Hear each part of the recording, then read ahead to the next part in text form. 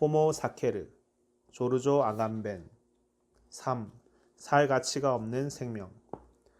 1920년 당시 독일에서 가장 진지한 철학 출판사 중의 하나였던 펠릭스 마이너 출판사는 살 가치가 없는 생명의 제거에 대한 승인이라는 제목의 청회색 도들새김 표지의 소책자를 출간했다. 저자들은 저명한 형법 전문가인 칼 빈딩. 출간 직전에 책 표지 다음에 끼워 넣은 간지에는 법학 및 철학 박사가 책이 인쇄되는 동안 사망했으며 따라서 이 책은 깊은 인류애를 위한 그의 마지막 업적으로 간주되어야만 한다는 내용이 독자들에게 고지되어 있다. 와 의료 윤리와 관련된 문제를 연구하는 의학 교수 알프레드 호에였다. 이 책은 두 가지 이유에서 우리를 흥미롭게 한다. 우선 자살은 처벌할 수 없다는 점을 설명하기 위해 빈딩은 그것을 살아있는 인간이 자신의 실존에 대해 행사하는 주권의 표현이라는 식의 논지로 우리를 끌고 간다. 그의 주장에 따르면 자살을 범죄, 예컨대 자신에 대한 일종의 의무 위반으로 간주할 수는 없지만 그렇다고 법과 무관한 행위로 간주해서도 안 된다는 것이다. 법은 살아있는 인간을 자신의 실존에 대한 주권자로 간주하는 것 외에 다른 선택을 갖고 있지 않다. 빈딩, 승인, 페이지 14. 예외 상태에 대한 주권적 결정과 마찬가지로 살아있는 사람이 자신에게 행사하는 주권은 외부와 내부의 식별 불가능한 경계선, 즉 법질서가 배제시킬 수도 포함시킬 수도 없으며 또 금지할 수도 허용할 수도 없는 식별 불가능한 경계선을 형성시킨다. 빈딩은 이렇게 말하고 있다. 법질서는 어떤 행위로 인해 자신에게 중대한 결과가 야기될 수 있더라도 그것을 용인한다. 법질서는 그러한 행위를 금지시킬 권한을 갖고 있다고 주장하지는 않는다. 앞의 책 페이지 13. 하지만 이처럼 자신의 실존에 대해 인간이 갖고 있는 특수한 주권으로부터 빈딩은 살 가치가 없는 생명의 제거를 승인할 필요성을 연역해낸다. 그리고 이것이 우리가 이 책에 주목하는 두 번째 이유이자 가장 시급한 이유이다. 빈딩이 이처럼 우려스러운 표현을 단지 안락사의 법적 정당성 문제를 해명하기 위해 사용했다고 해서 그것을 통해 유럽의 사법 제도에 최초로 등장한 개념, 즉 살아있을 가치가 없는 생명 혹은 말 그대로 살 가치가 없는 생명이라는 개념, 그리고 그러한 표현 속에 내포되어 있으며 우리에게는 훨씬 친숙한 연관 개념인 살아있을 가치가 있는 생명이라는 것이 가진 새로움의 결정적인 중요성을 과소평가해서는 안 된다. 그러니까 안락사를 옹호할 의도로 씌워진 이 팜플렛 속에는 근대성의 근본적인 생명 정치적 구조, 생명 그 자체의 가치에 대한 결정에 대한 최초의 법적 표현이 들어있는 셈이다. 빈딩의 논문이 슈미트의 호기심을 불러일으킨 것은 별로 놀랍지 않은데 그는 파르티잔 이론에서 법의 가치 개념을 도입하는 것을 비판하면서 빈딩을 인용한다. 슈미트는 가치를 결정하는 자는 항상 그 자체로 무가치를 결정한다. 무가치하다고 결정을 내리는 것은 곧 무가치한 것의 제거를 의미한다. 라고 말한다. 슈미트 파르티잔 이론. 슈미트는 살 가치가 없는 생명에 관한 빈딩의 이론을 부정은 어떤 것이 가치의 영역에 속하는지를 확정하는 판단 기준이며 진정한 평가 행위는 바로 부정이다 라는 리케르트의 이론과 연결시킨다. 여기서 슈미트는 자기가 비판하고 있는 가치의 논리가 규칙의 진정한 생명은 바로 예외라는 자신의 주권 이론과 얼마나 닮았는지를 알아차리지 못하고 있는 것으로 보인다. 빈딩에게 살 가치가 없는 생명이라는 개념은 본질적인데 그것이 그가 제기하려는 법적인 질문에 대한 해답을 제시해 주기 때문이다. 생명의 제거에 대한 면책이 현행법에서처럼 자살에만 한정되어야 하는가? 불가항력적인 상황은 제외한다. 아니면 제3자에 대한 살인에까지도 확대 적용되어야 하는가? 빈딩 앞의 책 페이지 5. 빈딩에 따르면 해결책은 다음 질문에 대한 답변이 무엇인가에 달려있다.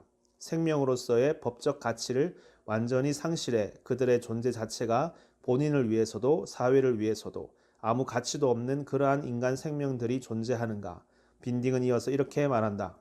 이러한 질문을 진지하게 제기하는 사람이라면 누구나 최고의 가치가 있는 생명 그리고 가장 위대한 의지와 생명력으로 가득 차 있는 생명을 얼마나 무책임하게 취급하는지를 반면에 살 가치가 없는 생명들을 마침내 자연이 나서서 종종 잔인할 정도로 뒤늦게 더 이상의 지속 가능성을 빼앗아가 버릴 단계에 이를 때까지 살려두기 위해 우리가 얼마나 많은 정성, 인내심과 에너지를 소모, 완전히 불필요한 경우가 많다 하는지를 신랄하게 깨닫지 않으면 안 된다.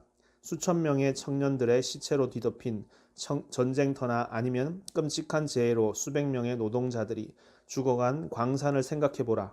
동시에 우리나라의 정신병자들을 위한 시설들과 이들이 환자에게 낭비했을 정성이 얼마였을지 생각해보라. 그러면 우리는 한편으로는 인류의 가장 고귀한 자산의 어마어마한 희생과 다른 한편으로는 절대적으로 무가치할 뿐만 아니라 부정적으로 평가받아야 마땅한 존재들에게 낭비한 우리의 엄청난 정성 사이에 끔찍한 대비로 말미암아 망연자실하게 될 것이다. 빈딩 승인 페이지 27. 무가치한 생명 또는 살 가치가 없는 생명이라는 개념은 무엇보다 질병이나 사고로 불치라고 간주된 사람들 그리고 본인이 처한 상황을 충분히 알고 있으며 그로부터 절실하게 해방되기를 바라고 어떤 식으로든 그러한 바람을 공개적으로 밝히는 모든 사람들에게 적용된다. 보다 문제적인 것은 두 번째 그룹의 조건, 즉 선천적으로 그렇게 태어났건 아니면 예컨대 중풍 환자처럼 말년에 그리 되었던 하여튼 불치의 정신박약자들의 경우이다. 빈딩은 이렇게 말한다. 이 자들은 살 의지도 죽을 의지도 없다. 한편으로 죽고 싶다는 어떤 확인 가능한 동의도 표시하지 않으며 다른 한편으로는 그들을 죽이는 것이 극복해야 하는 생명에 대한 의지를 침해하는 것도 아니다. 그들의 생명은 절대적으로 목적 없는 것이지만 그들은 그것을 참을 수 없는 일로 생각하지 않는다. 심지어 이러한 경우에도 빈딩은 진정한 인류의 정반대상에 불과한 자들의 사례를 법적으로든 사회적으로든 종교적으로든 허용하지 않는 것은 근거가 없다고 본다. 이들의 제거를 승인할 수 있는 결정권이 누구에게 있는가 하는 문제와 관련해 빈딩은 그러한 요구의 우선권이 우선 환자 본인이나 의사 혹은 직계 가족에게 주어져야 하며 최종 결정은 의사, 정신과 의사 및 판사로 구성된 국가위원회에서 내려져야 한다고 주장한다. 오늘날에도 여전히 여론이 분열시키고 있으며 일부 국가에서는 언론을 통한 논쟁의 핵심 주제로 자리 잡고 있는 안락사 문제를 둘러싼 까다로운 윤리적 이슈에 대한 입장을 표명하는 것이 우리의 관심사는 아니다. 또 안락사의 광범위한 허용이라는 빈딩의 주장의 급진성에 대해서도 관심이 없다. 우리의 연구와 관련된 좀 더 흥미로운 부분은 살아있는 인간이 자신의 생명에 대해 가지는 주권은 즉각 어떤 경계선의 설정, 즉 그것 너머에서는 생명이 어떤 법적 가치도 갖지 못하며 따라서 그러한 생명을 죽여도 살인죄로 처벌받지 않는 어떤 경계선의 설정을 동반한다는 사실이다. 무가치한 생명 또는 살 가치가 없는 생명이라는 새로운 법적 범주는 적어도 외견상으로는 다른 방향을 가리키는 것처럼 보여도 호모사케르의 벌거벗은 생명과 정확히 일치하며 빈딩이 상상했던 한계 너머로 손쉽게 확장될 수 있는 것이다. 이것은 마치 결국 자신의 존재에 대한 개인의 주권 속에 내재되어 있는 생명에 대한 모든 가치 평가와 모든 정치화가 필연적으로 경계선, 즉 그것을 넘어서면 생명이 정치적 의미를 잃어버리고 다만 신성한 생명에 지나지 않으며 따라서 누구든지 그를 죽여도 처벌받지 않는 그러한 경계선에 대한 새로운 결정을 함축하고 있는 것과 마찬가지이다. 모든 사회는 이런 한계를 설정하며 모든 사회는 가장 현대적인 사회일지라도 자신의 신성한 인간들이 누구인지를 결정한다. 국가의 법질서 하에서의 자연 생명의 정치화와 예외화의 결정은 이러한 한계를 기초로 이루어지는데 그러한 한계는 서양 역사에서 항상 계속 확대되어 왔을 뿐이며 이제는 국민주권 국가들의 새로운 생명 정치적인 지평하에서 모든 인간 생명과 모든 시민들의 내부로 이동해 가고 있을지도 모른다. 벌거벗은 생명은 더 이상 특정한 장소나 특수한 범주에만 제한되지 않으며 모든 살아있는 존재의 생물학적 신체 속에 깃들어 있다. 뉘른베르크의 의사 재판에 증인으로 출석한 메네케 박사는 1940년 2월 베를린에서 열린 비밀회의에서 제국 정부가 불치의 정신병자들과 관련해 살 가치가 없는 생명의 제거를 승인하는 법령을 막 공표했다고 헬펠만 보네 그리고 브라크 박사가 말하는 것을 들었다고 증언했다. 이 정보는 완전히 정확하지는 않은데 왜냐하면 히틀러는 여러 가지 이유로 안락사 프로그램을 명시적으로 법제화시키지는 않으려고 했기 때문이다. 하지만 은혜로운 죽음, 이는 나치 체제의 위생 담당 공무원들 사이에 통용되던 완곡어법이다. 에 법적 지위를 부여하기 위해 빈딩이 창안한 정식이 재등장한 시기가 국가 사회주의의 생명 정치의 결정적인 전환점과 일치한다는 것은 분명하다. 권력 장악 직후 히틀러와 히물러가 안락사 프로그램을 정교화시켜 나갈 때 명분으로 내세운 인도주의적인 이유가 선의의 것임을 의심할 필요는 전혀 없는데 이는 빈딩과 호해가 살 가치가 없는 생명이라는 개념을 제안한 것 역시 두 사람의 관점에서는 진심 어린 선의에서 나온 행위였던 것과는 전혀 다르지 않다.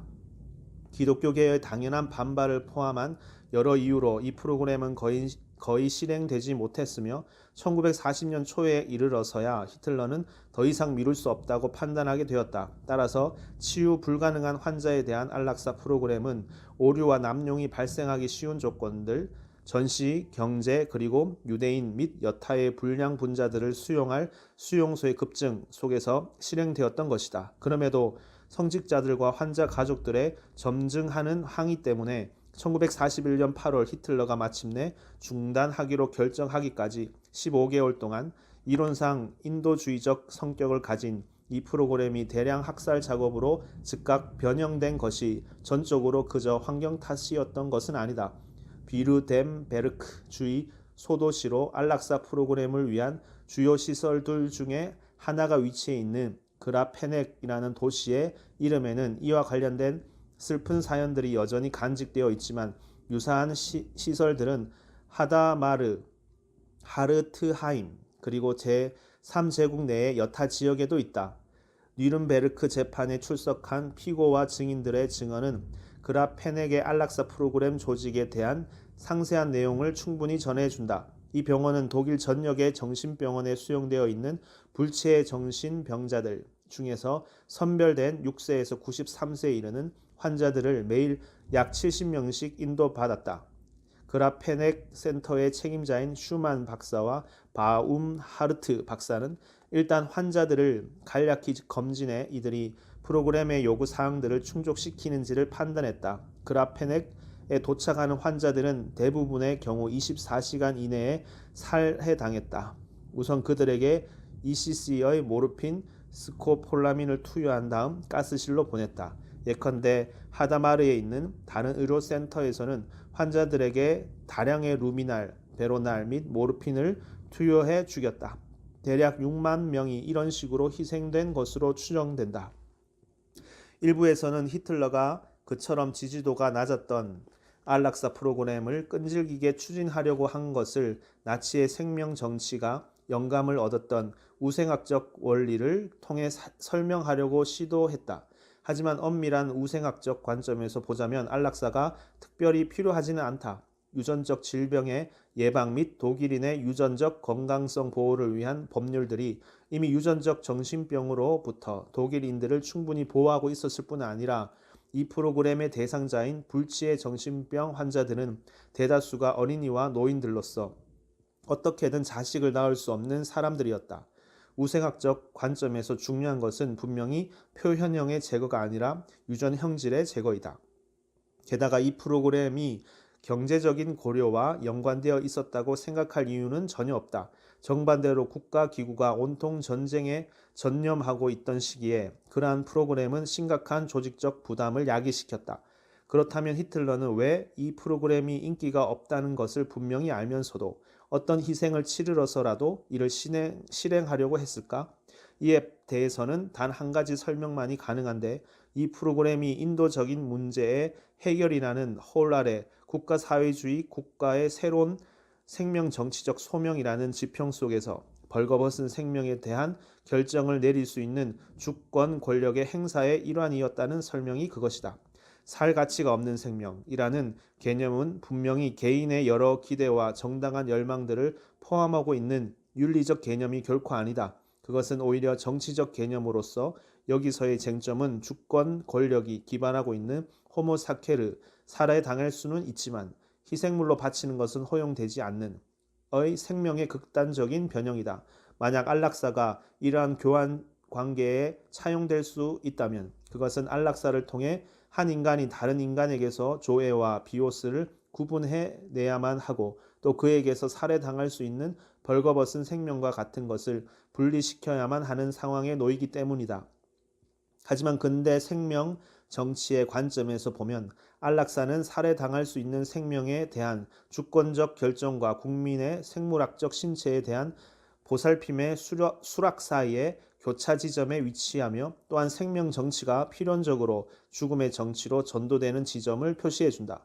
여기서 안락사를 법적 정치적 개념, 살 가치가 없는 생명으로 변형시키려는 빈딩의 의도가 어떻게 핵심적인 지점을 건드렸는지가 분명해진다. 만약 주권자가 예외 상태를 결정하는 자로서 항상 어떤 생명이 죽여도 살인죄로 처벌받지 않는 대상자인지를 결정하는 권한을 갖고 있다면 생명 정치의 시대에 그러한 권한은 예외 상태로부터 해방되며 또 생명이 더 이상 정치적 의미를 갖지 않는 지점을 결정하는 권한으로 변형된다. 생명이 최고의 정치적 가치가 되면 그와 함께 슈미트의 주장처럼 생명의 무가치함이라는 문제가 제기될 뿐 아니라 더 나아가 마치 주권적 권력의 궁극적 토대가 그러한 결정에 달려 있는 것처럼 보이게 된다. 근대의 생명 정치에서 주권자는 생명 자체의 그러한 가치 혹은 무가치를 결정하는 자이다.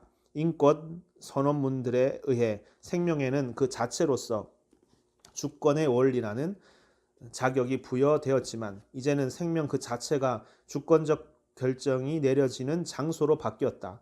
총통은 생명 그 자체의 생명 정치적 상태에 대한 결정을 내리는 존재라는 점에서 생명 그 자체를 대변한다. 나치 법학자들이 그토록 선호하는 이론, 우리는 뒤에서 이 문제를 다시 다루게 될 것이다. 에 따르면 총통의 말이 곧 법인 이유는 바로 이 때문이다. 안락사 문제가 최초의 급진적인 생명 정치적 국가인 나치 독일에 의해 제기될 수밖에 없었던 근대 투규의 문제인 것도 바로 이 때문이다. 아울러 안락사 프로그램 몇 가지 외견상의 혼란과 모순들은 오로지 그것들이 위치해 있는 생명 정치적 맥락 하에서만 해명될 수 있는 것이 바로 이 때문이다. 칼 브란트와 빅토르 브라크는 뉘렌베르크 재판에서 안락사 프로그램의 책임자로 사형을 선고받았는데 선고가 내려진 후에 이들은 안락사 문제는 또다시 제기될 수밖에 없는 문제이기에 자신들은 죄책감을 느끼지 않는다고 선언했다. 그들의 예측의 정확성은 의문의 여지가 없는 것이다. 하지만 보다 흥미로운 것은 주교들이 이 프로그램을 여론에 환기시켰을 때 의학계에서는 아무런 항의도 없었다는 점이다. 안락사 프로그램은 나는 설사 환자가 요구하는 경우에도 어느 누구에도 독극물을 주지 않을 것이다 라는 히포크라테스 선서의 한 구절에 위배될 뿐만 아니라 더 나아가 안락사를 시행한 의사들에 대한 면책권을 보장하는 법적 장치가 전혀 마련되어 있지 않는 상황에서 의사들이 법적으로 미묘한 상황에 처할 위험이 있음에도 불구하고 말이다. 후자는 사실 법학자들과 변호사들의 많은 반발을 불러일으켰다.